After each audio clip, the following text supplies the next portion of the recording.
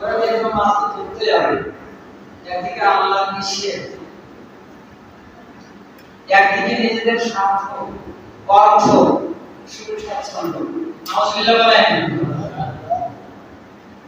আল্লাহ সূরা বাকারাতে সমস্ত উন্নত ধর্মকে হাজার হাজার বছর আগে বিষয়টা জানিয়ে দিলেন। তোমরা যদি এই ব্যবস্থা অবলম্বন না করো, সুদকে তোমরা হারি হিসাবে গ্রহণ করো না। বিকল্প সুদ আর বলে না, সুদকে কি বলে? হারি। নাউজুবিল্লাহ বলেন। তাহলে রাসূলুল্লাহ ওই জাতির বিকল্পটা নাম সিস্টেম। নাউজুবিল্লাহ বলেন। নাউজুবিল্লাহ। তো আল্লাহ কোরআন কারীমে সতর্ক করে দিলেন, আল্লাহ তাআলা ইল্লাযীনা, আপনি তাদের প্রতি লক্ষ্য করেছেন, তাদের ব্যাপারে আপনি জেনেছেন, আল্লাযীনা তাআলাউ ফিস সাবতি, যারা শনিবারের দিনকে লঙ্ঘন করেছিল, আল্লাহর আদেশ লঙ্ঘন করেছিল শনিবারের দিন।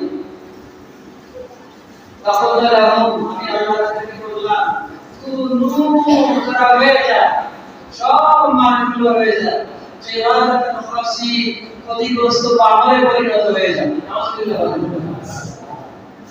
তো কোন মানুষের জায়গা আলাদা, ওরা বলল তোরা ফেরেশতা সাজিস, তোরা ভালো দেখাচ্ছিস দাদা, আমরা একটু হয়ে যাব। নাউজুবিল্লাহ বলেন।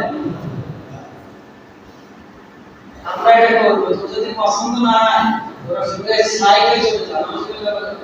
ভালো মানুষরা দেখলো, দাউদ আলাইহিস সালামের কওমের সঠিক মানুষরা দেখলো, এটা বেকায় দাও না, আল্লাহ নামও মানবে, আল্লাহর কথা মানবে। নাউজুবিল্লাহ।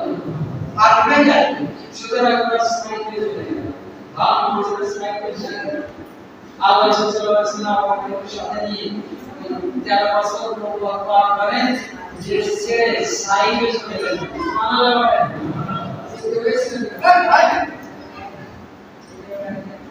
তো ওরা ভালো মানুষ বলে আলাদা জায়গায় চলে গেল।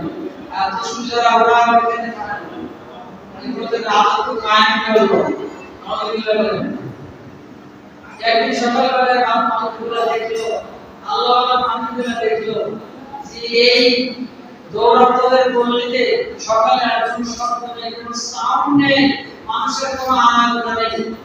নাউজুবিল্লাহ বলেন। নাউজুবিল্লাহ। ওরা বলতে ওরা তো রাত থেকে উঠে যায়, আমরা যে ইবাদত দিতে তারও আগে ওরা ওঠে।